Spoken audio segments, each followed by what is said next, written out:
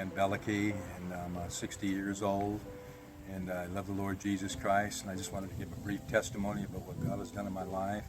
I was in Deer Ridge Correctional Institution for 15 months, and God has totally delivered me and set me free.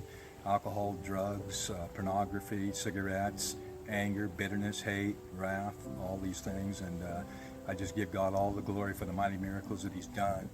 For years and years and years, I've just seeked and seeked and seeked, and God said, if you seek me, you shall find me, if you seek me with all your heart.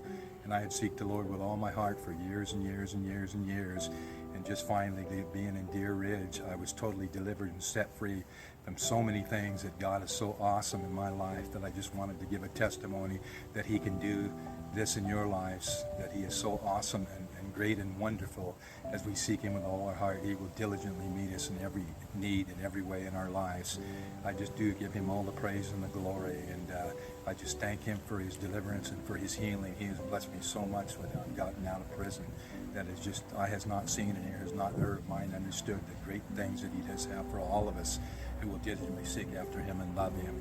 And I come out of a family with mental abuse, mother and father, and never was raised up in the ways of the Lord. And I could go on for hours about the mighty things that God has done in my life. Got a car immediately, and insurance, and just trusting and faith in God each and every day, and going to celebrate recoveries. And He is just so awesome that the words can't even say how great the Lord is. And I just thank you and pray for each and every one of you that God will just diligently bless you, and that you will become saved and have a personal relationship with Jesus, because no one is too bad to serve the Lord. God works through the weaknesses. God works through the worst things on the earth and through somebody to become the strongest. And I just thank you and praise God, and God bless each and every one of you.